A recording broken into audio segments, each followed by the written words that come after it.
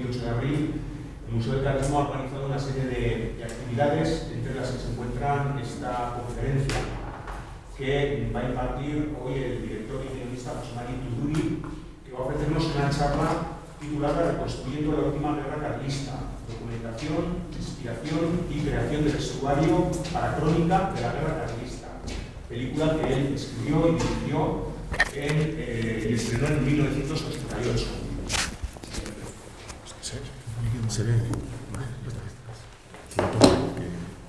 Crónica de la guerra carlista no es la primera película ambientada en las guerras carlistas. En la exposición temporal pueden ver algunos títulos significativos, siendo especialmente relevante el film Por Don Carlos, dirigido en 1921 por la célebre actriz de cine mudo Musidora, pero sí que puede considerarse la primera en concebir una historia verosímil sobre las guerras carlistas, es decir, una historia en la que el relato está sustentado en un destacado esfuerzo por recrear con la mayor verosimilitud posible a los personajes, los escenarios, los hechos, las costumbres, los diálogos, hasta el punto de ser casi una película documental. De este modo es una película que inaugura el cine historicista de temática carlista, que tendrá su continuación en otros títulos como La Puñalada, dirigida por Jordi Grau, o Santa Cruz, el cura guerrillero, que dirige el propio José Mari Tuduri, ambas en el año 1990. La sinopsis de la película es la siguiente. En el año 1922, Policarpo Amilibia, director de un periódico liberal, e Ignacio Zatarain, campesino guipuzcoano y exvoluntario carlista, rememoran sus tiempos de juventud. El primero como corresponsal del periódico Irurak Bat y el segundo como combatiente carlista. Sus recuerdos sirven para articular una película que, con un carácter documental, desarrolla los principales hitos de la Segunda Guerra Carlista en Navarra y el País Vasco. Fue producida por Zauli Films, contó con la fotografía de Xavier Aguirre Sarobe y Gonzalo Fernández Berribi, música de Vicente Martínez, y como intérpretes principales pueden destacarse a Paco Sagarzazu o Ramón Aguirre, a quien, por cierto, hemos visto recientemente en otra película de temática carlista, Errementari, de Paul Urquijo, del año 2018. Les dejo con José Mari Tuduri, que nos va a desgranar todo este proyecto y nos va a aproximar a la gestación de esta película, de este cine historicista sobre temática carlista. Y a quien le tengo que dar pues, las gracias por participar en este ciclo. Gracias. Bueno, buenas tardes a todos. En primer lugar, gracias por venir. Yo voy a tratar de explicar todo esto. Es un proceso un poco largo. Procuraré hacerlo lo más ameno posible para que lo podáis seguir con cierta...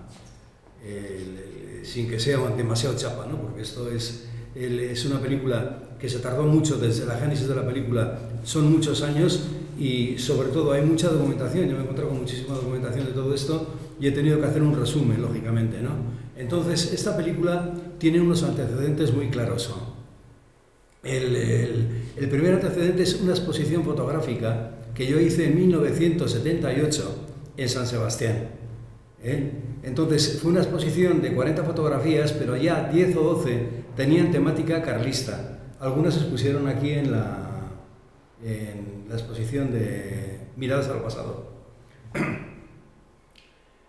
Ese fue el inicio, sin duda alguna. Por ejemplo, empezar ya a reconstruir foto fija de recreación pura y dura. Por ejemplo, esto es una foto de época hecha por mí, virada por mí y todo lo demás, que fueron ya las primeras fotos serias hechas con cierto rigor desde el armamento, el vestuario, todo lo demás. Entonces, bueno, yo en la época estaba estudiando fotografía y cine en París. También estaba a medio caballo entre esto y París, porque tenía un negocio aquí de un bar y todo lo demás, que es lo que daba un poco de comer. Y bueno, yo en París me encontré con un señor que era un bilbaíno, que era Jon Etxaustegui, y yo ya tenía una serie de diapositivas en color y todo lo demás. Este era un señor que estaba de refugiado político allí y estaba trabajando para una cooperativa de producción francesa muy importante, que era el Théâtre du Soleil. Estaban metidos en 1000 obras de teatro, pero muy buenas, y en ese momento estaban rodando una película histórica impresionante que fue Molière, pero impresionante, de Molière. Entonces, bueno, me presentó a gente ahí en el Théâtre du Soleil y todo lo demás, Y bueno, yo simplemente a mí me comentó que era todo esto y tal, y yo como tenía las ideas muy claras de que sobre todo el siglo XIX y todo el tema de la guerra carlista era muy cinematográfico, él pues se echó a andar sin querer el tema. Él me comentó a ver si podía construir un guión.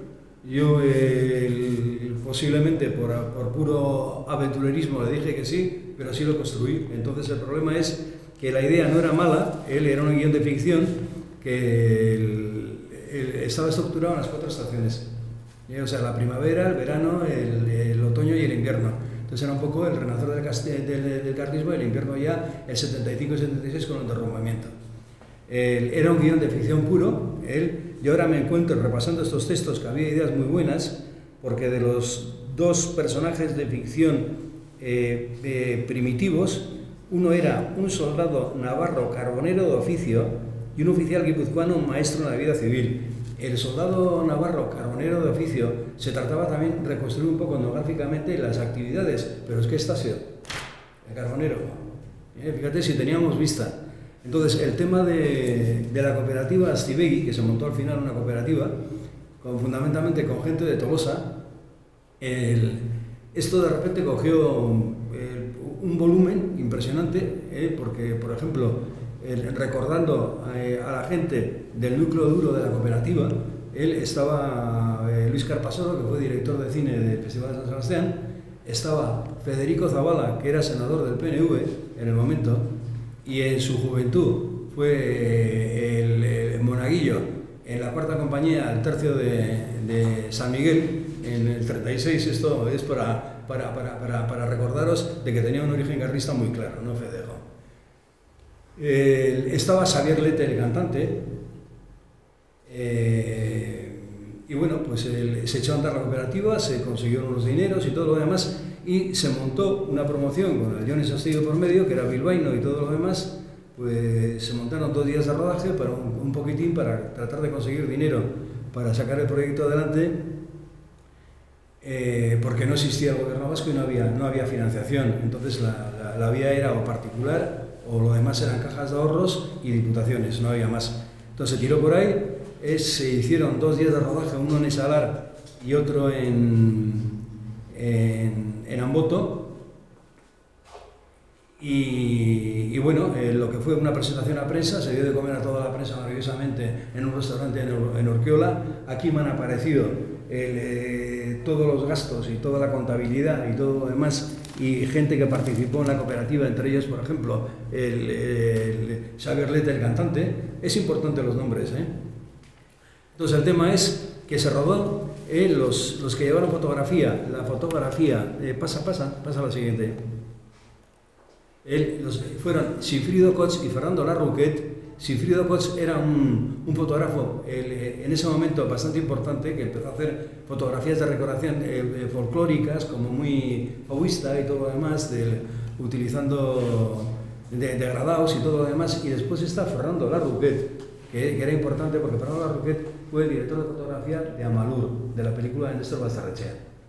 Y aparte de esto fue el que llevó la fotografía en la película del Everest, del Himalaya, cuando llegaron a la punta. Este fue Fernando Larrouquet. Entonces, pasa la siguiente foto. Bien, entonces esta es una foto interesante, porque aquí se ve un poco el tipo de nivel de liada que se montó. O sea, vino gente de la cooperativa francesa, de Terre Soleil, y este señor, que yo no me acordaba el nombre, pero me ha parecido el pago, porque se le pagó el viaje, lógicamente. De París vinieron 4 personas. Vinieron la figurinista de Terre Soleil, que era muy buena, pero muy buena. Después otra persona de producción, Rogelio Ibáñez, que es este de aquí, que era hermano de Paco Ibáñez, un personaje. Y este señor, que era un actor francés, que era François Tournafon, lo tengo aquí el nombre. Entonces el problema es que, claro, empezamos a rodar sin guión, todo lo demás, esto fue una fantasmada. Entonces, pues todo lo que se rodó no sirve para nada porque, bueno, y este es Xavier Ortega, el actor con cierta presencia también, lo veis aquí.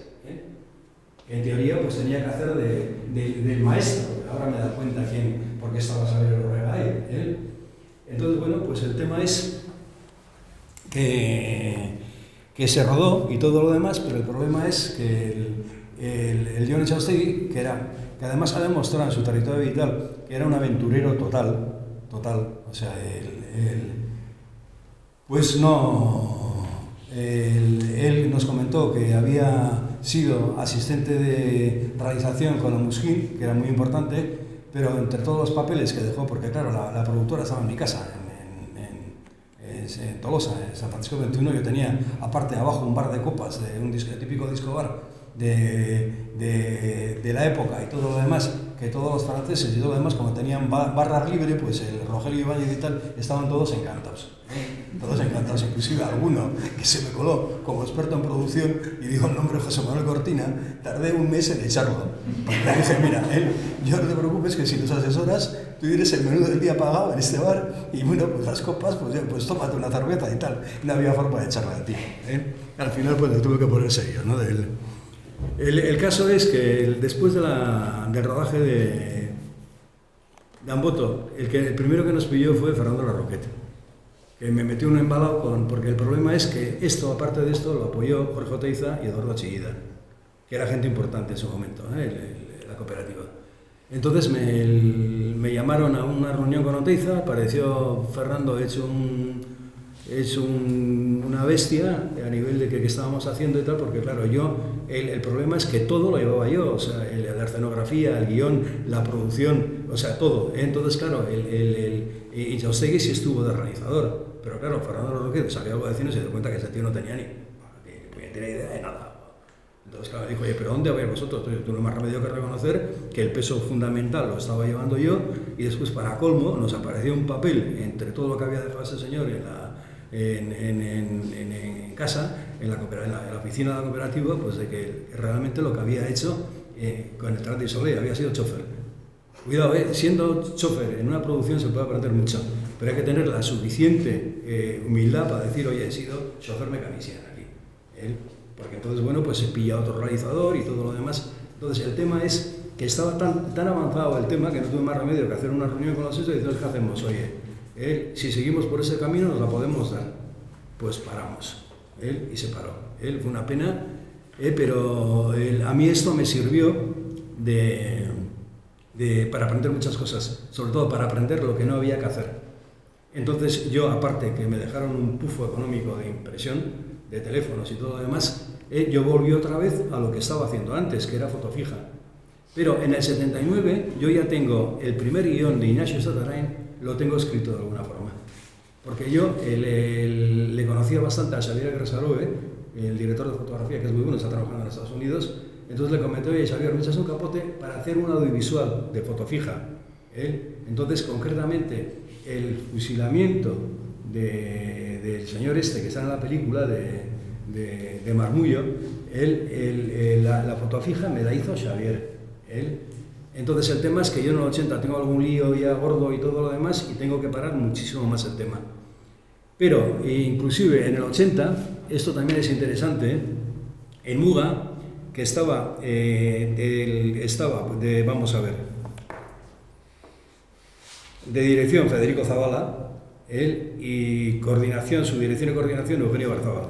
Entonces Eugenio Barzabal me pidió unas fotos oye, ¿tú estás haciendo fotos de carristas? ¿Tienes? Y tal, le pasé, con toda mi inocencia y tal.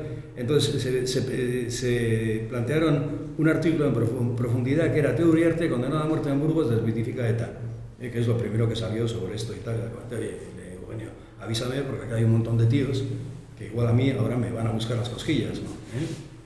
Pero bueno, esto tiene su importancia porque yo del 80 al 83 consigo montar el audiovisual, o sea, recupero a 2 personas de la cooperativa, compramos todos los aparatos de proyección, que era esto, pero en plan manual, porque eran unidades de fundido, era súper complejo, era todo muy manual. Y en el 83 me encuentro con Eugenio Barzabal en San Sebastián paseando y me dice, oye, tenemos un problema en la Diputación que vamos a publicar un trabajo de Vicente Garmendia, y le conocía yo a Vicente Garmendia como historiador, de la ideología carlista y todo lo demás, ¿podrías hacer la portada? Y dijo, pues bueno, pues muy bien, pues os hago la portada. Entonces preparé portadas que en realidad eran fotomontajes de la exposición del 78, de 2 años antes, estaban muy cercanas. Y no le terminaron de gustar, estuve con Vicente, Vicente pasó por casa, vio el audiovisual, él se encontró que yo tenía, por ejemplo, toda la ilustración española americana en casa y ya le dijo, me acuerdo perfectamente el comentario que le hizo Eugenio Ibarzábal, he caído sobre el filón. Y era historiador. El tema de Vicente es que no era cualquiera, porque Vicente Garmendia era director de Estudios Ibéricos y Iberoamericanos de la Universidad de Burdeos III y era director del Festival de Cine Iberoamericano de Burdeos, o sea que de esto sabía algo.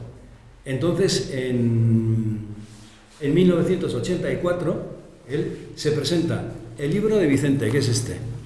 El libro de Vicente, que es este, y al final la foto no fue fotomontaje, sino sencillamente, como vio el audiovisual y le encantó, sacamos una diapositiva del audiovisual y se hizo la portada con una diapositiva del audiovisual. Aparte de esto, yo le ilustré todo el libro, le pasé todos los grabados, todas las fotos, todo lo demás. Pasa la foto de la siguiente. Esto es. Esto se presentó a la Diputación. Aquí está Tuñón de Lara. Él está Manuel Murua, que era el diputado general. Está Vicente Garmendia y estoy yo. Yo hice una exposición fotográfica y de grabados, con los grabados de San Telmo y con todos los grabados que tenía yo, bueno, que eran fotografías de la Ilustración Española Americana inmensa, que ocupó un montón de...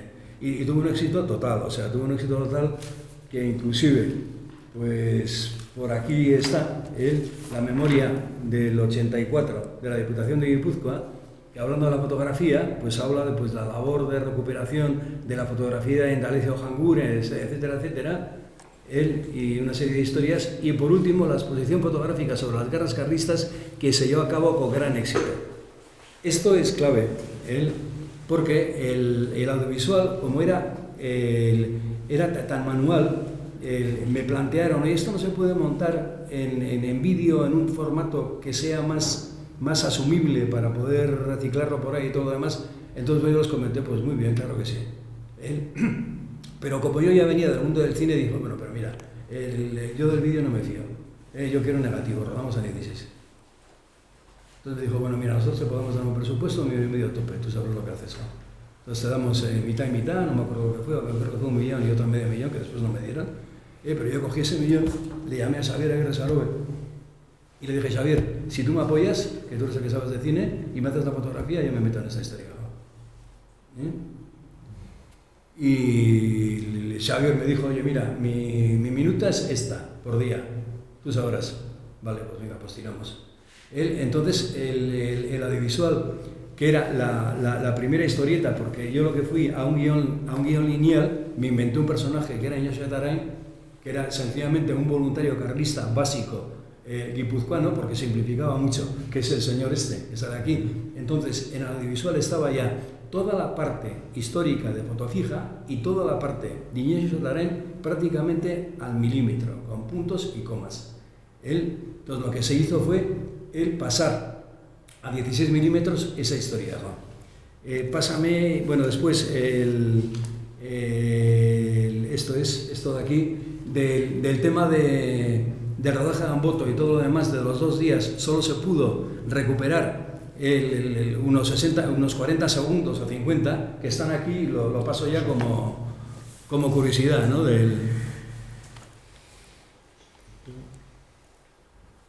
Una hora, 18 minutos, 18...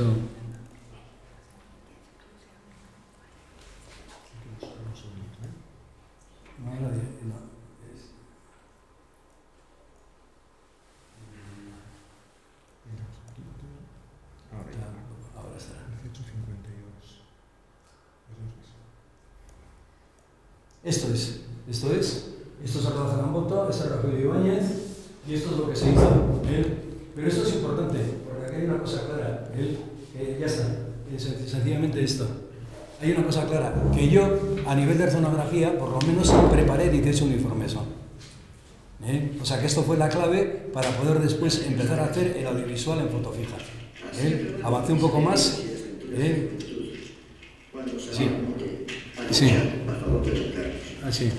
No, corta esto, corta.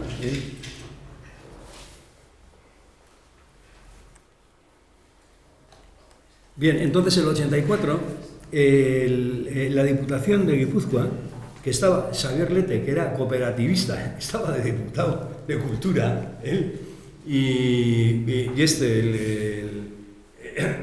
Ibarzábal estaba de secretario y Manuel Murua de diputado general. Pues estos tíos de repente apoyaron lo que fue la investigación, la recuperación del 19, y no solo apoyaron el libro de Vicente Garmendia, no solo apoyaron mi audiovisual y mi exposición fotográfica, sino que como estaban todos los materiales históricos del carlismo en Tolosa, en el Círculo Carlista, al Círculo Carlista de Tolosa le subvencionaron para que abriesen los materiales al público. Esto parece que no, pero es muy importante lo que se hizo en el 84, porque de ahí tuvo mucho éxito, pasó muchísima gente, o sea, los materiales estaban pues como estaban, claro, sin restaurar, sin nada, todo era un abarrotamiento de materiales, pero bueno, fue muy interesante, y de ahí yo creo que salió la idea de montar un museo permanente en Guipúzcoa.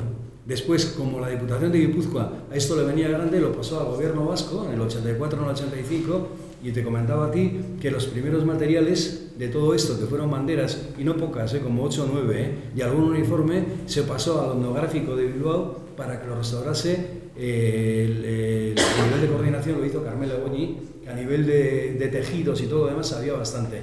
Yo creo que lo restauraron unas monjas de Burgos, pero ese material está aquí. Ese material está aquí. O sea que el 84 es un año importante a nivel de que se abra al público los materiales, y sobre todo yo puedo empezar a pasar a 16 milímetros la historia del carlista, de Iñoxe Zarain. Pasamos, ¿dónde está lo del fusilamiento del...? Sí.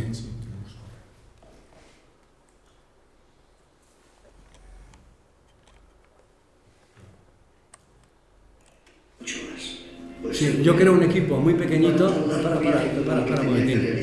Sí, creo un equipo muy pequeñito con Xavier Aguirre Sarobe a la cabeza. Xavier sabía muchísimo de cine, y la verdad es que los días que rodé con Xavier, aparte que me hizo una fotografía maravillosa, se rodaron todos los planos que hacía falta para montar, o sea, fue una maravilla, un equipo muy corto, y la fotografía muy buena.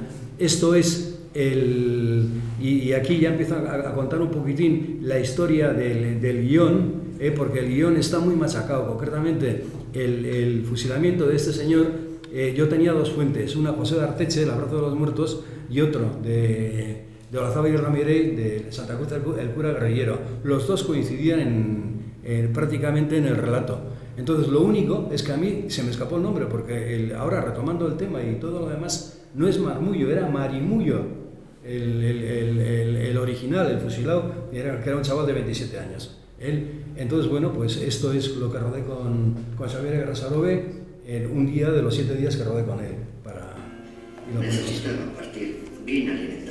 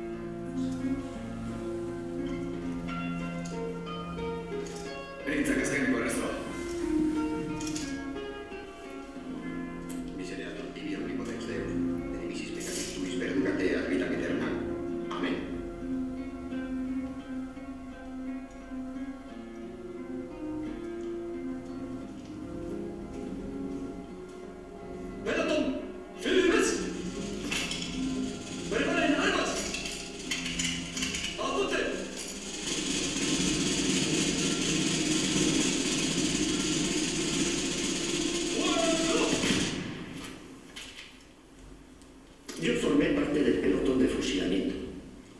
Y como nadie apuntó bien, quedó el pobre malherido. Hubo muchas protestas y estuvimos a punto de sublevarnos. Nos amenazaron con diezmarnos y entonces pues... Aquí ya pegamos un salto también a nivel de originales utilizados en esa película. Todos los fusiles que salen en esta secuencia son originales. Yo pillé un lote de 17 Remingtons en el Ayuntamiento de Tolosa que le seguí la pista y al final estaban ahí, que eran fusiles comprados por el Ayuntamiento de Tolosa para los voluntarios de la libertad, en su momento, en el 72-73, que compraron como 400, algo por el estilo, y quedaban todavía 17 tirados ahí de mala forma, que habían sobrevivido al 36, habían sobrevivido a todas partes. Yo las últimas fotos que por ahí lo pillé es que me encontré que el Somatén de Primo de Rivera de 1928, las fotos del Somatén, la mitad de la gente llevaba reventón, y dije, uy, ¿esto? Tiene que ser esto, eso. Y en efecto, estaba mejor. Entonces, bueno, lógicamente el utilizar material original y todo lo demás ya es muy difícil en una producción actual, porque se puede todavía, pero es muy costoso.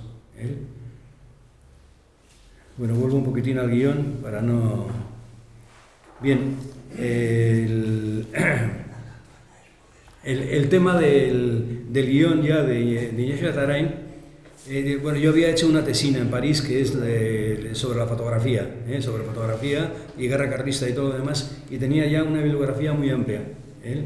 Y la bibliografía la he contado, y son 113 libros, entonces he estado haciendo purga para decir, bueno, pues esto tiene que estar inflado por algún lado, pero es que todo lo utilicé. Todo lo utilicé, inclusive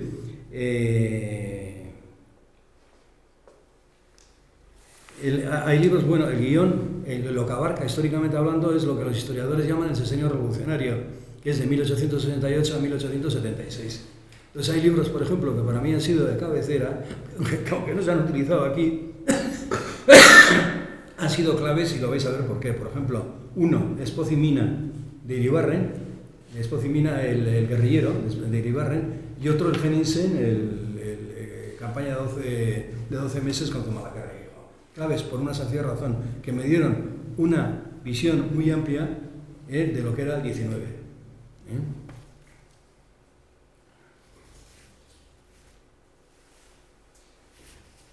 Entonces, vamos a proyectar ahora, vamos a la canción de marcha, que creo que es el minuto, lo te habrás apuntado por ahí, 22:40 por ahí de la canción de marcha. Sí. El primer batallón de Guipúzcoa.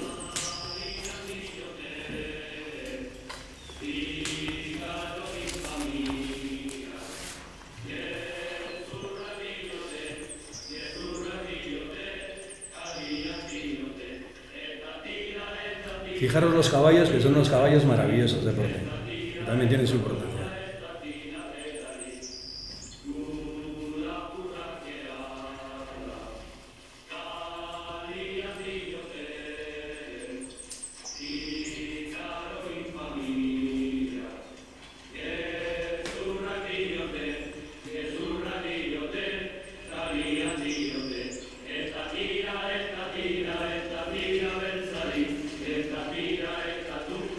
El abanderado Orcebería, que conoces, ¿no?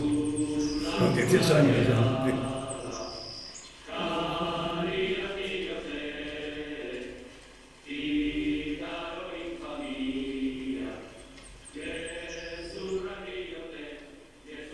Bueno, cortando. Bueno, ya veis que el esfuerzo de producción es importante. Pero aquí vamos a analizar un poco el guión. ¿Por qué esta canción? Porque canciones había muchas. Estaba, por ejemplo, la Yaya Mutillac, podía haber utilizado pues 3 o 4, ¿no? El tema es que este es el primer batallón de Guipúzcoa. Y hay una estrofa que me interesa mucho, que es Gu lapurra gerala kalían diote, que somos ladrones, dicen en la calle. Aquí hay dos cosas que son fundamentales en la historia del 19. Una, que los guerrilleros o los realistas o los carlistas eran ladrones, y otros dicen en la calle. O sea, dicen en la calle, ya esto implica que el enfrentamiento campo-ciudad, que es importantísimo, está muy bien definido en esta canción. Y después el tema del primer batallón de Guipúzcoa, después esto yo lo he sabido un poquitín más tarde. El primer batallón de Guipúzcoa se formó en 1809 en Ferrol, con 2 más, con el segundo y el tercero. Los llevaron por barco a Bilbao, a Santander, y entraron a formar parte de la división de Mina. Es un batallón que tiene mucha historia.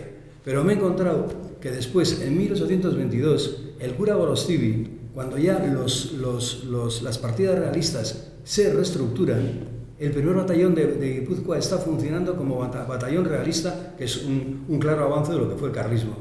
Entonces, son el primer batallón de Guipúzcoa y la partida del Trapense son los que van a ver al Bidasoa, al vado del Bidasoa, para recibir a Angulema y a sus famosos 100.000 hijos de San Luis. Pero claro, aquí Baroja, en sus obras completas, en artículos varios, él comenta que los partidarios del cura Gorostidi tenían un himno en castellano que decía: somos realistas, no somos ladrones, somos defensores de la religión. Estamos exactamente con el mismo concepto de canción, es decir, que se repite, esto viene de ahí, no somos ladrones. Pero entonces el problema es que ¿de dónde vienen los ladrones? Pues los ladrones vienen simplemente de la época de los franceses, que los franceses son los que implican a la guerrilla, le ponen el mote de brigantes, es decir, ladrones o bandidos, porque para ellos no eran legales. Lógicamente el gobierno de José Bonaparte era legal y estos, pues lógicamente, los brigantes son los brigantes y de ahí viene. Entonces posiblemente ya el primer batallón de Guipúzcoa cantaría esto en 1810 de no somos ladrones, somos defensores de la religión, aunque los franceses digan que somos brigantes, no somos brigantes. Entonces esto es una canción cuña que empieza, fíjate, yo pienso que empieza ya en el 9 o en el 10, y llega hasta el 76, pero el problema es que esta canción del Etatiro la aprovecha después el nacionalismo vasco con Etatiro en lugar de Belcharí a Belorra Mocharí, que es decir, a los castellanos. Es decir, que es una canción que llega prácticamente hasta el siglo XXI, bueno, sin práctica llega. Entonces, precisamente, si yo elijo esto, es precisamente por esto. Porque es una canción cuña que atraviesa prácticamente pues, 200 años de historia, ¿no? O sea, que no es casualidad. Con eso te quiero decir que el guión de crónica está súper machacado y que está todo, hasta la última frase, pesado al gramo. Después, cuando yo ruedo esto y tengo ya el material en 16 y todo lo demás, yo naturalmente me doy cuenta que hay que continuar y que aquí falta algo, y yo lo veía muy claro que faltaba el lado liberal, porque el problema es, si no pones el contraplano no entiendes la historia, ¿no? Entonces el lado liberal ya estaba más o menos perfilado en el audiovisual, porque yo ya hice 2 facsímiles del Cuartel Real y del Irurak Bat. Entonces el personaje pasa bueno, espérate, igual nos solucionamos sin... Sí, no, pasa, esta es, vamos a ver. Entonces, el tema es que el personaje de Policarpo surge de aquí, que son los periodistas que cubren el sitio de Bilbao, y surge de aquí, es exactamente igual, físicamente hablando. Este es un periodista francés, tengo el nombre por aquí. Espérate, tengo el nombre por aquí, a ver si... Aquí, ahora me he perdido, sí, aquí.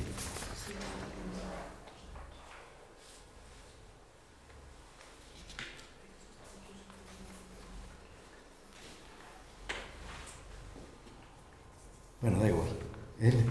Es un periodista francés de un periódico de Le Temps, entonces sale por ahí el personaje, el Policarpo es un nombre muy decimonónico, había mucha gente llamada Policarpo en Tolosa, por eso va, y el apellido de Policarpa Melivia. Yo en Madrid cuando estuve en casa de unas patronas que eran unas señoras un poco venidas a menos, que tenían estudiantes de pupilos, y eran muy majas estas. Entonces el tema es que parece que no, pero el tema del sitio en Bilbao marcó a toda una generación. Estas no la vivieron, pero sus padres sí. Entonces se sabían todas las canciones de los auxiliares, y se sabían una obra de teatro que la recoge Unamuno en Paz en la Guerra de memoria. Yo naturalmente no me acordaba mucho de esto, pero desde luego la estrofa de los auxiliares, de somos auxiliares sin color ni grito, somos defensores de esta vía invicta y derramaremos toda nuestra sangre por la libertad, se me quedó grabada. Entonces, lógicamente, en honor a las Amilivias, Policarpo es Policarpa Milivia, ¿no? Entonces, lógicamente, el Irurak Bat, que era un periódico bilbaíno, pues montamos la oficina en Tolosa, montamos el taller de Uriabat, etcétera, etcétera. Y surgió de ahí. Entonces, el personaje de Policarpo tiene muchísimo de los diarios del sitio de los bilbaínos, que hay, yo utilicé 3. El de Mariano Echevarría, bueno, no os quiero enrollar demasiado sobre esto, pero todas las frases de Policarpo son reales, de cuando habla, los comentarios y todo lo demás. Yo creo que el valor de esa película es precisamente esto, que hay muy pocas cosas que me he inventado, Está todo muy refrendado. Hay alguna cosita que son recuerdos míos de infancia, de refranes, por ejemplo, la del casero y al gorrión con pólvora y perdigón. Yo ya no entendía por qué al casero había que tirarle con pólvora y perdigón. Entonces esto es el viejo enfrentamiento entre la ciudad y el campo, entre los de la calle y el esto, o sea, y después hay otro refrán, que es cuando Policarpo se va al frente y el director del periódico le dice: oiga, Policarpo, y acuérdese que en tiempos de guerra los valientes y el buen vino se acaba pronto. Eso lo dijo mi madre a mi padre cuando tuvo que ir forzosamente al frente del 36. Y le dijo: oye, Paco, ten cuidado que los valientes y el buen vino se acaban pronto. Es decir, esas son aportaciones personales mías, pero también con una base histórica real de recuperación viva. Después tuvimos la suerte de que en Tolosa vivía una señora que era Inés Vandrés, que un tío abuelo suyo había sido auxiliar y se conocía todas las canciones. Entonces se le grabó, lo tengo grabado, mira, te lo voy a pasar al museo. Le pasé espérate, al historiador de Guardiola. Entonces nos encontramos que Inés Vandrés, aparte de saber las primeras canciones socialistas, de saber la canción de los auxiliares, conocía una canción maravillosa, lógicamente jocosa y anticarlista, que era La Mandilona, que es lo que sale aquí. Entonces nos la grabó, la pasó a música Ceberio, que tenía 18 años, pero que ya sabía de estas cosas, y se rodó La Mandilona de Carlos VII se marcha a Bayona. Claro, todo esto en un momento que el país estaba muy revuelto, muy revuelto con todo el follón de la lucha armada y todo lo demás, que para mí, en un principio, la reflexión que yo hice, bueno, pero vamos a ver, si en el 19 todo esto no ha servido para nada, ¿para qué va a servir ahora? Porque yo no acababa de entender, o sea, para mí todo lo que estaba ocurriendo era un poco ya de ya vi, así de claro. Y entonces, claro, pues todo esto, las pequeñas frases estas de se marcha a Bayona, claro, la gente se marchaba a Bayona también, ¿no? Entonces todo esto pues me costaba escribirlo, porque pensaba que en algunos círculos podía sentar mal. E inclusive después los discursos de los curas son muy fuertes, ¿no? Los curas son curas de verdad. Yo tenía amistad con Xavier Azurmendi, que era cura de verdad, y es el que me dijo: tú no te preocupes, yo te voy a presentar a curas que han estudiado oratoria y te lo van a hacer perfecto. Y en efecto, lo hicieron, pero clavado.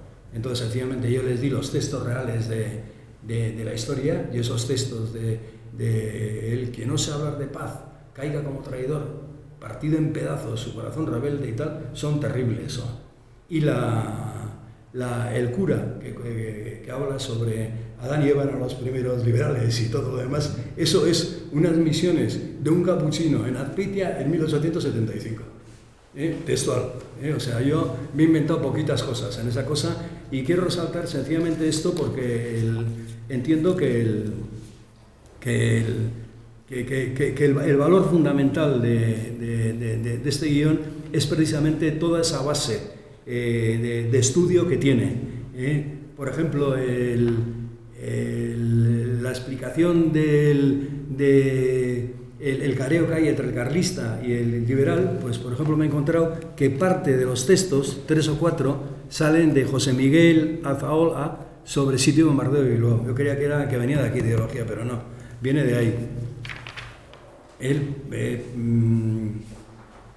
Por ejemplo, el texto que les hizo mucha gracia a los socialistas, de que como esto sigue así, en poco tiempo o hay ferales o habrá socialistas. Esto es de un artículo de La Esperanza, de julio de 1861, el periódico carlista, que es La Internacional y los Demócratas. O sea que todo tiene una base de investigación importante.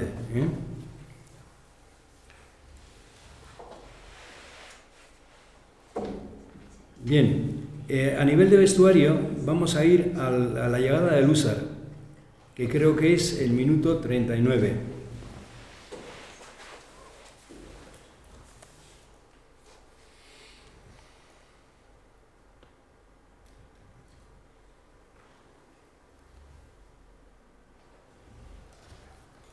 De Estella nos fuimos a Vizcaya y ya se comentaba entre la tropa que íbamos a conquistar. Estando acampados en Marquina, un correo que venía del cuartel real de Durango trajo la orden que todos esperábamos.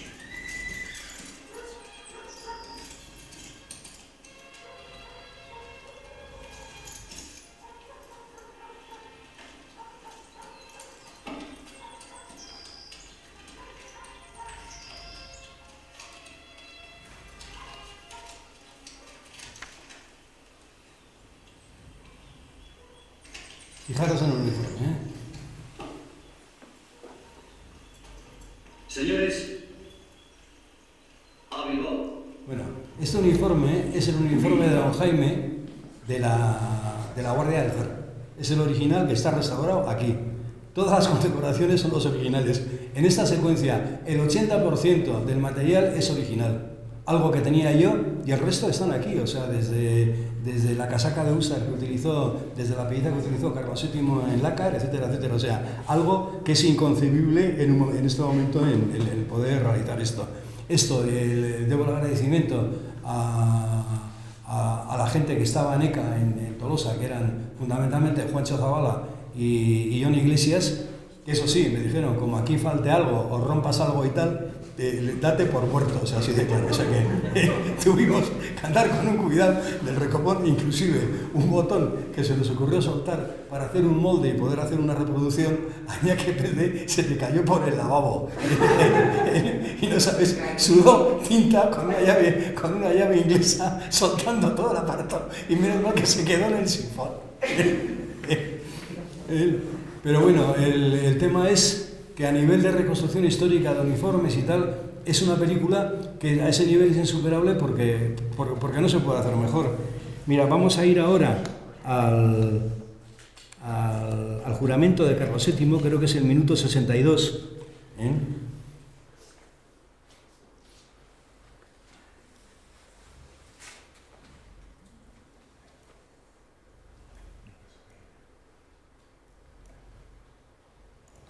Para tranquilizar las opiniones y subir los ánimos, Carlos VII jura los pueblos guipuzcoanos en Villafranca y los vizcaínos en Guernica, actos que estuvieron rodeados de los festejos de rigor. El uniforme es el original de Carlos VII. Las medallas son las originales, el bastón de mando también, todo. Está aquí, o sea que... ejecutar inviolablemente los fueros, libertades, franquicias, exacciones, prerrogativas, buenos usos y costumbres que ha tenido y tiene el muy noble y muy leal señorío de Vizcaya. Si así lo hicieseis, Dios os lo premie, y si no, que os lo demande. Nobles vizcaínos, oíd, Vizcaya, Vizcaya, Vizcaya, por el señor don Carlos VII, señor de Vizcaya y rey de las Españas, que viva y reine con gloriosos triunfos por dilatados y felices años. Corta, bueno, mira, este es Marlagas. Marlagas es un escritor vasco-francés que era anarquista. O sea, inclusive tiene algún librito sobre la guerra carlista de ficción que es Las carabinas de Castillecha. El Marlagas era un poco atorrante y siempre me comentaba a mí que él seguía escribiendo porque el ruido de la máquina de escribir le recordaba al ruido de la metralleta de la resistencia contra los alemanes. O sea, y el cura que está ahí es Xavier Azurmendi, que era muy amigo mío, todo un personaje, el Xavier Azurmendi. Total, que en la cena que se hizo después del rodaje se organizó un lío con el Xavier Azurmendi y él, que no acabaron a tortas de milagro. Pero bueno, o sea que más auténtico tampoco no se puede hacer. Y la fórmula es la fórmula real de juro por Dios y esta hostia consagrada. Y con estas cosas, cuidado que, ojo a Cristo, que es de plata, porque el José Antonio Aguirre, cuando juró el estatuto en Guernica, Después el Euskadi Buru Batzar lo llevó a la cripta de Begoña y le hicieron jurar sobre la hostia consagrada.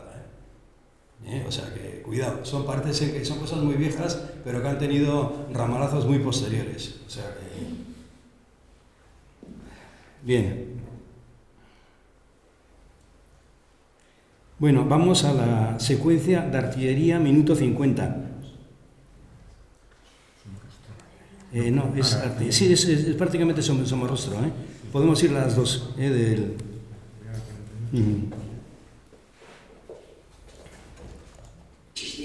Pero por el lado liberal, por cada cañón nuestro, los liberales bilbaínos disponían de 4 y de mayor potencia y calibre. Mucho me temo que usted está equivocado. Según Napoleón, un sitio es un duelo de artillería y nosotros carecemos de ella. Conozco ese pensamiento. Pura teoría. Napoleón expugnó muchas plazas sin utilizar artillería y cuanto más cañones tuvo en Waterloo, fue derrotado.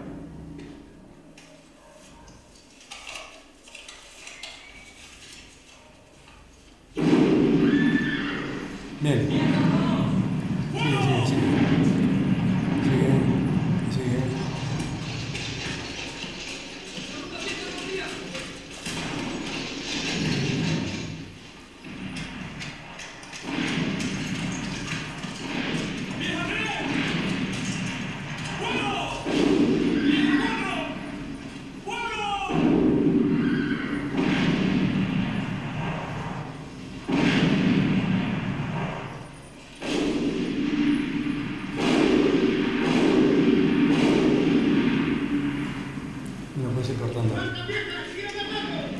Cortando, pero vamos a ver, aquí se utilizaron 6 cañones, que recuerde, todos son originales, 2 del Museo de San Telmo, que es una pieza inglesa de 1808, y el otro también, no sale aquí en este momento, y después los otros 4 son 2 cañones Plasencia de 1874, originales, que son del Ayuntamiento de Lesaca, estuvieron durante mucho tiempo en el museo, en el monumento a los caídos, a los requetés caídos en el 36. Al lado del monumento, ahora los tienen recuperados dentro del ayuntamiento. Y los otros 2 son del ayuntamiento de Fuenterrabía, que fue regalo de Isabel II al ayuntamiento de Fuenterrabía, que son de 1862. Es decir, que todas las piezas también son originales, que se utilizaron en esta película. Ahora vamos a ir a máquina de impresión 3311, me parece que era, no sé, creo que lo tengo mal, Bien.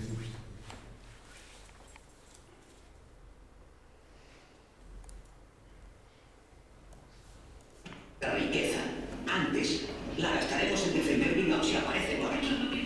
El capitán general de Madrid, don Manuel Pavía, irrumpe en el Congreso con sus tropas y disuelve las Cortes. Esto es, vamos a ver, lo ves bien, ¿no? Es una máquina que va manual, lo veis, ¿no? Es una plana de 50-70,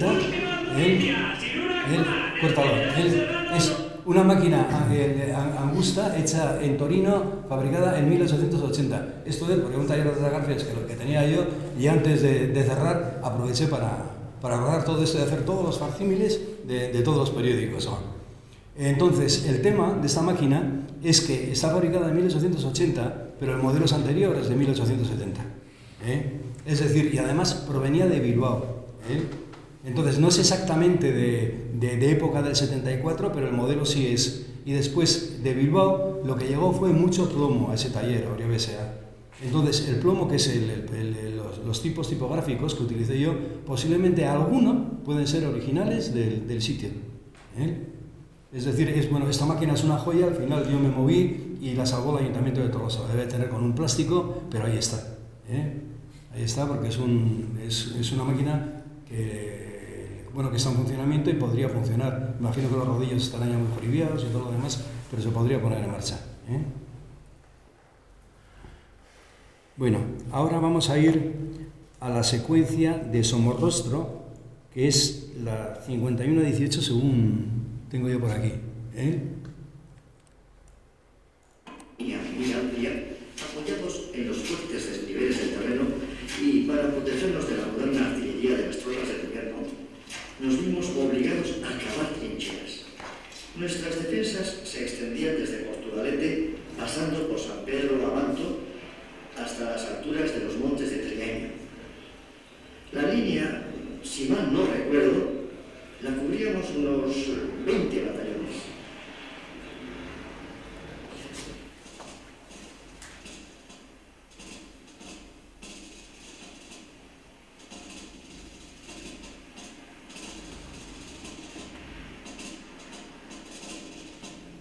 Aquí no había ordenadores, o sea, la gente que sale es real.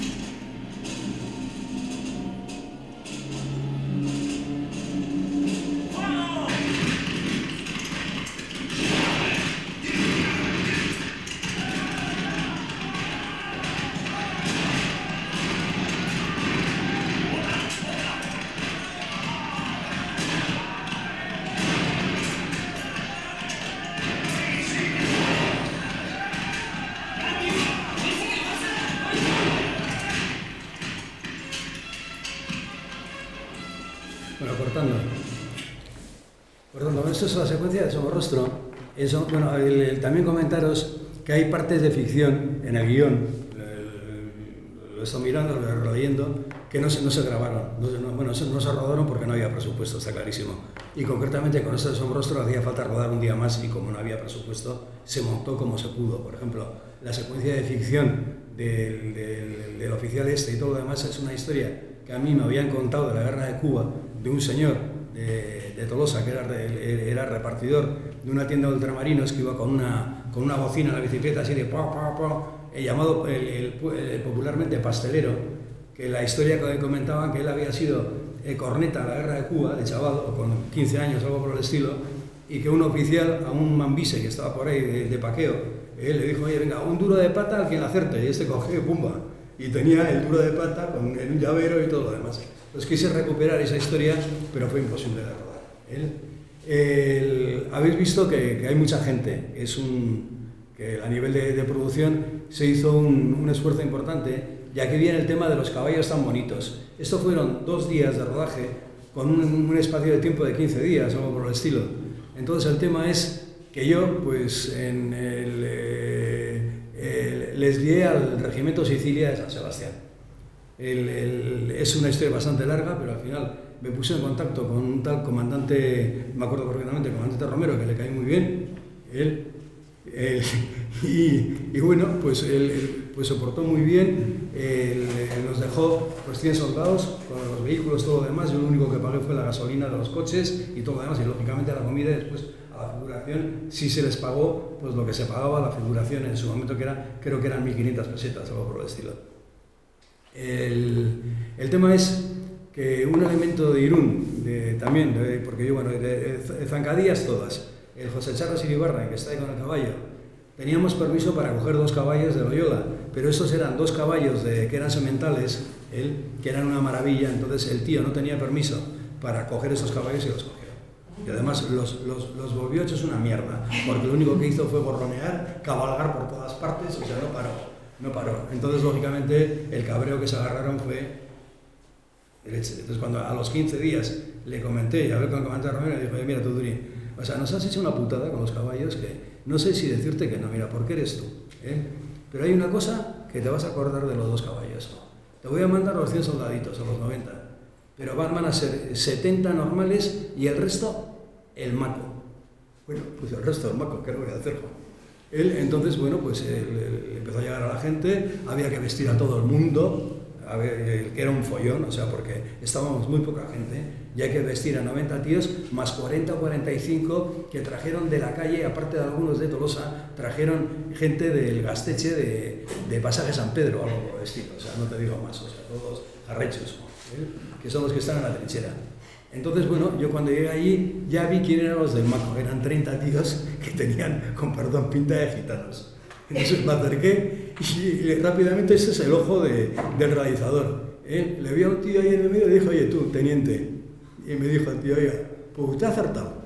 Porque yo aquí a Héctor les voy a tener a todos así. El teniente Heredia. Entonces el único problema es que cada media hora me daba novedades. Mi comandante sin novedad a la compañía. Entonces, bueno, los gitanos estos... Bueno, después este teniente Heredia tenía un capitán, que tú le conoces, Juan Ramón Rozas, otro zumbao. ¿Qué fue aquello, el Juan Ramón Rozas sacaba el sable. No está grabado, claro, porque el problema es que había muy poca luz y no se pudo. Decía, adelante, mis cipayos. Un cachondeo de esto. Entonces, el problema es que todos los que asaltan la trinchera son estos, los soldaditos y también los gitanos. Eran de un pueblo de Granada llamado Peligros, todos. No te digo más. Entonces, los otros eran los jarrachos. Ya veis que se daba la orden de fuego en el que no hacían falta ni dar. O sea, se llevan todos a tiro limpio. En fin, estos son anécdotas de rodaje que, bueno, que al final pues se resultaron simpáticas. Entonces, vamos a ir al tiroteo en el bosque, que es 1858.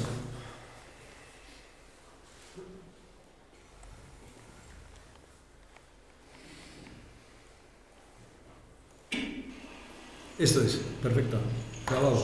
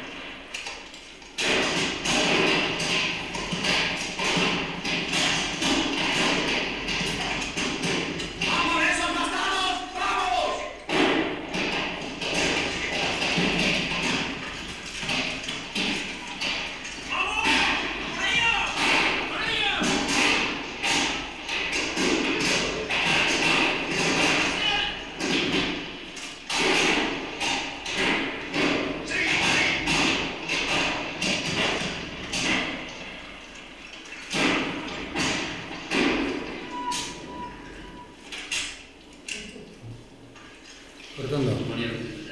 Bueno, vamos a ver. Esto es, ya ves que está nevando y todo lo demás, pero esto no es que tuviésemos efectos especiales, de nieve artificial. Esto sencillamente cayó así, y como cayó así y no había medios para poder cortar el rodaje y hacer otro día, pues mira, chico, pues con lo que hay. A nivel de nevadas, yo en la Segunda Guerra Carlista no tengo memoria de batallas nevando, o sea, la gente se quedaba en casa, porque es que era muy duro. En la Primera Guerra sí hubo concretamente, de memoria, fue Luchana Espartero atacó Navidad, nevando y todo lo demás para romper el cerco de Bilbao. Y después el Mina, cuando llevó refuerzos a Elizondo y que le salió Zumalacárregui, que anduvieron por todos los montes de Baztán pegándose de mala forma, nevaba también. Pero no era lo habitual, o sea, con nieve la gente se quedaba en casa. Solo que aquí no hubo más remedio que tirar para adelante. Entonces el tema es que la anécdota de esta historia es que la gente iba con alpargatas. Y la alpargata agarra bastante bien, y a no ser que haya mucho barro y se te quede enganchada, funciona. Pero Eliseo Fernández, que hacía de lugarteniente del cura, como había botines o chapines alquilados en Cornejo de Madrid, pues le gustó más, ya que iba medio de oficial y te dijo, yo me pongo esto. Me dejó solo que los chapines tenían suela lisa.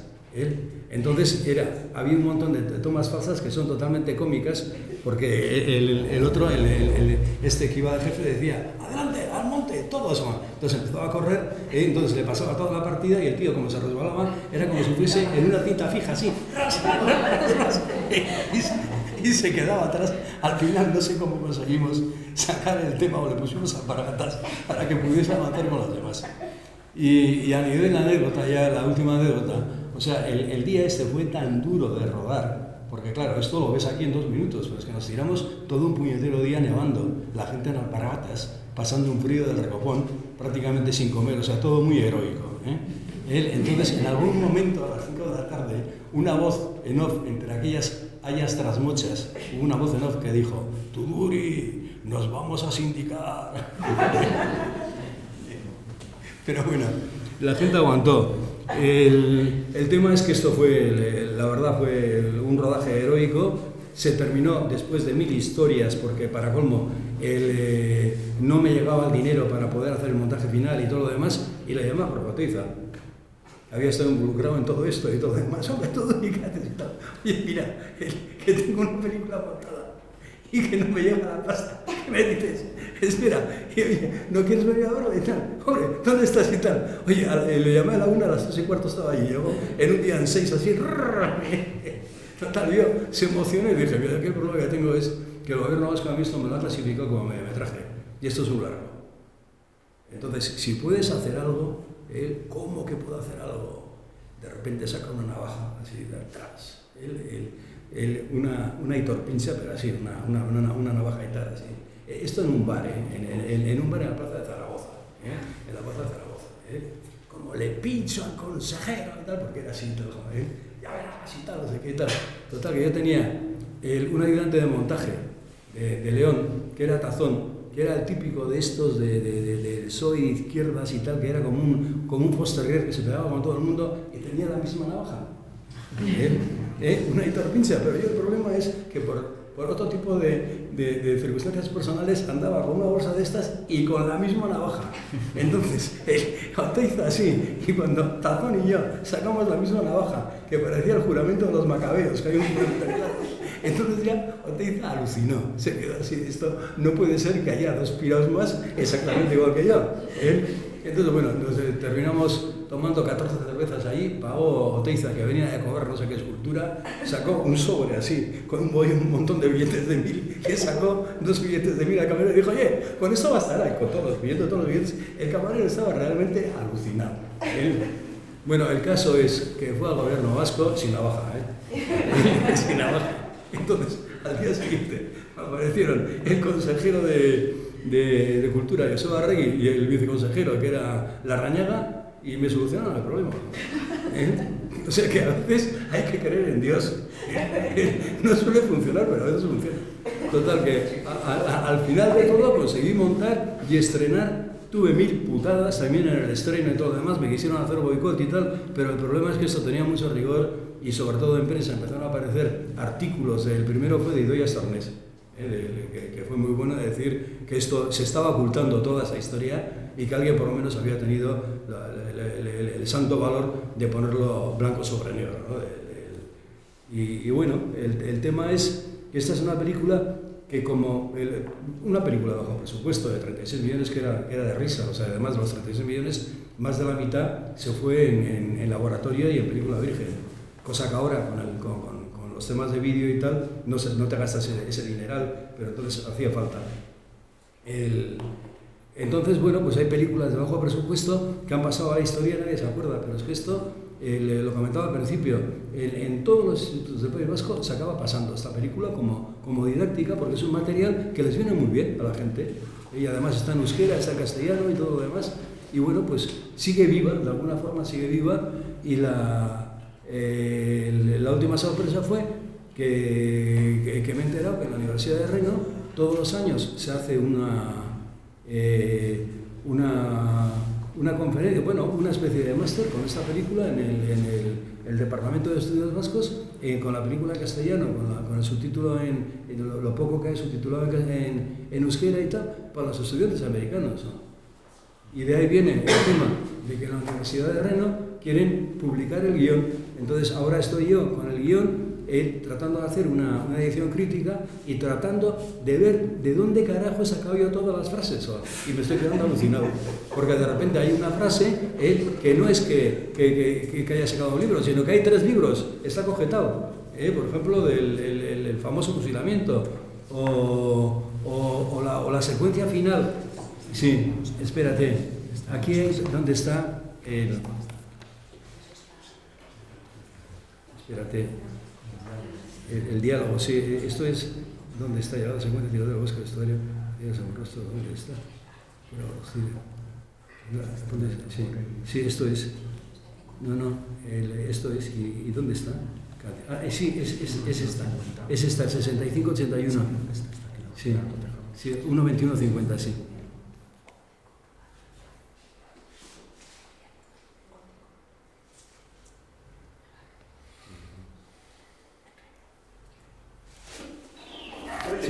Se comenta por aquí que el tercer batallón de Guipúzcoa, el de Muñagorri, el maestro de Villafranca, ha sido el primero en amotinarse, sin que sus oficiales supieran hacerse respetar. No podía esperarse otra cosa de gente mandada por un maestro de escuela.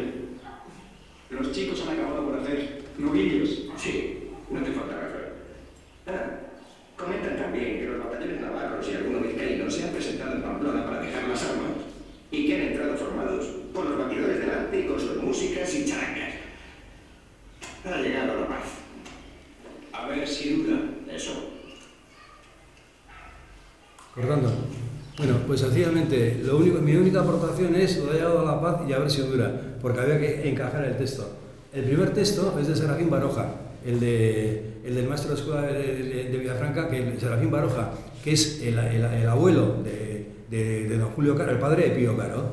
Él estuvo al final de la guerra de reportero en el periódico Tiempo de Madrid y yo pillé unas fotocopias y claro, me quedé alucinado porque tenía unos comentarios de un jocoso, de que, por ejemplo, cuando los miqueletes conquistan las últimas posiciones de los carlistas en Guetaria, que Guetaria aguantó un sitio peor que el de Bilbao, entonces comenta que entre los cañones había un cañón que tenía de nombre Afinado y Serafín Baroja comenta que sí, será por lo que tiene de campana, porque los carlistas fundieron las campanas de las iglesias para hacer cañones, o sea que mucha coña. Y después lo de los batallones que entran en Pamplona formados y tal, esto es de Leandro Nagore, de Memorias para la Historia, que yo creo que a Leandro Nagore lo conoces en profundidad.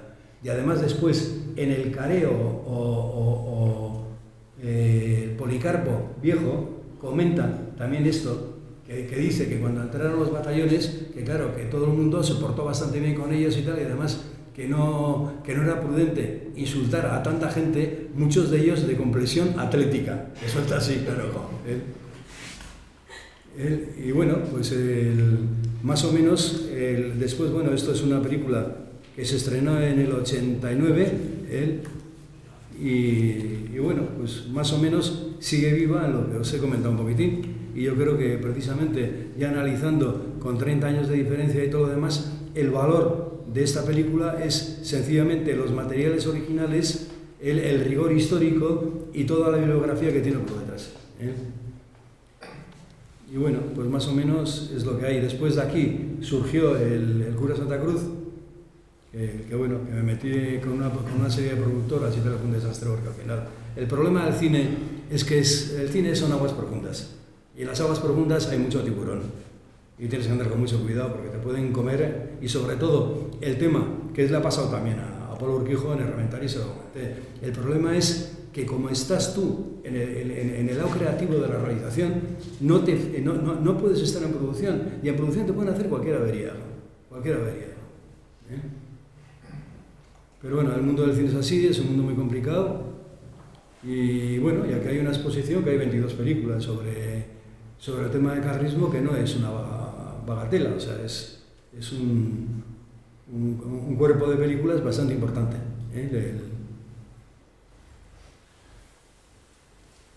Bueno, pues si queréis preguntar alguna cosa, abierto estoy. Sí, José Mario.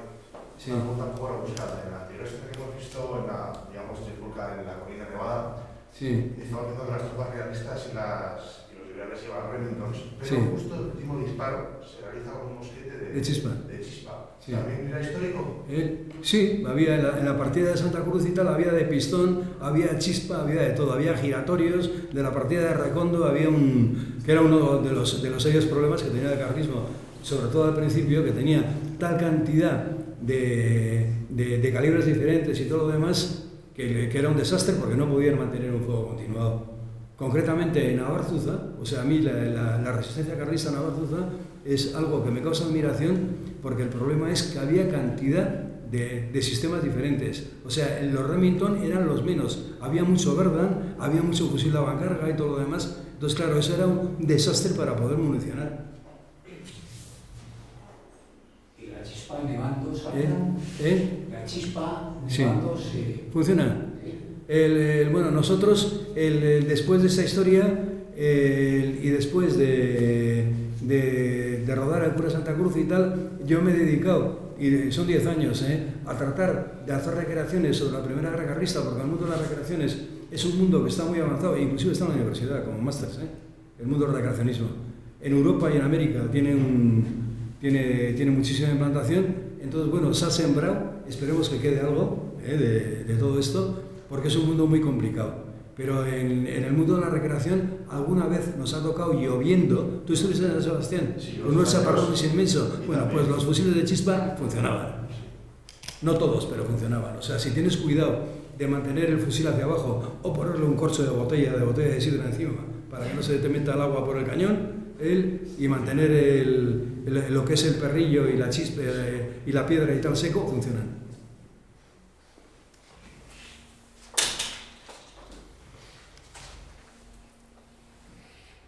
Bueno, pues esta es una aventura que ha durado, pues ahora. Sí. Si tuvieses ahora recursos ilimitados, ¿qué película harías? ¿Harías una película sobre el carlismo o ya es un tema que has abandonado? No está abandonado. O sea, ya te comento que mi último esfuerzo es el tratar de que la Primera Guerra Carlista pase al mundo del recreacionismo.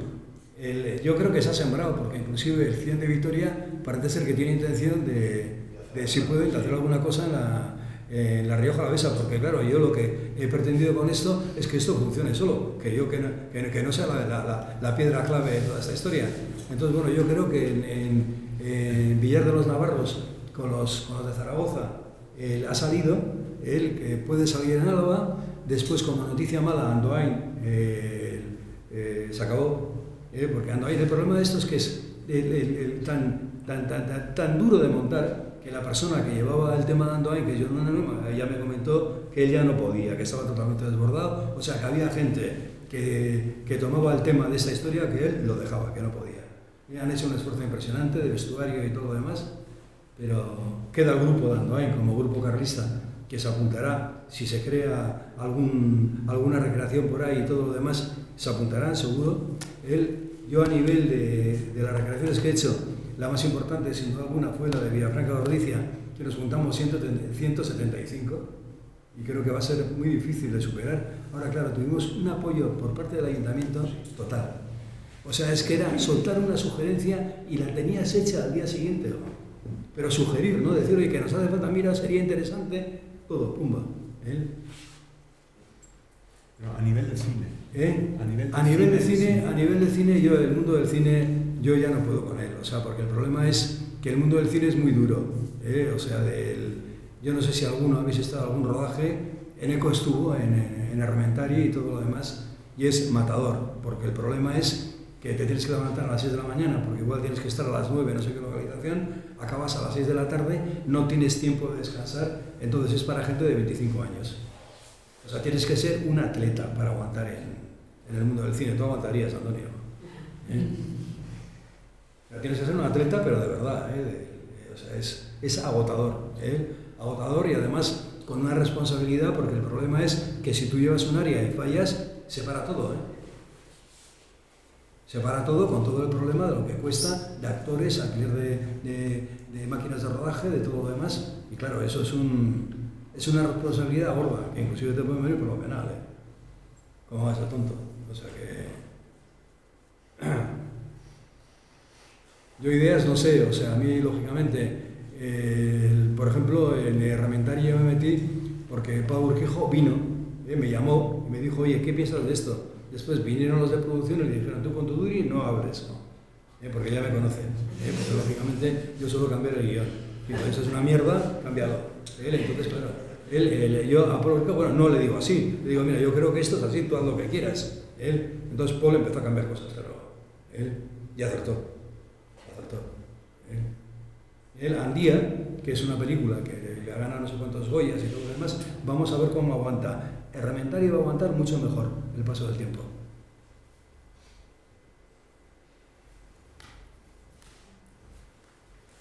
Y esto es, o sea que a nivel de cine y tal, yo a nivel de cine con el Cura Santa Cruz, yo lo que veía muy claramente que toda esa historia del 19 de Santa Cruz y tal era un western. Y mi idea era hacer un western, clarísimamente.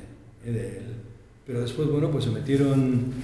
El problema del cine, había un montón de millones, entonces se te meten por ahí gente y les das la firma y todo lo demás pensando que es gente honrada y donde hay dinero se acabó. O sea, eso está muy claro que no... Y es un mundo complicado. O sea que yo, lógicamente, si hay alguna película sobre guerras carlistas y todo lo demás, si quieren contar conmigo a mi asesoramiento, encantado como Herramientaria. Pero más yo meterme con un guión en este momento no. No, porque además yo ya, el guión que tenía era el de Cura Santa Cruz, que era un guión cojonudo. Y se lo cargaron. O sea que, ¿para qué?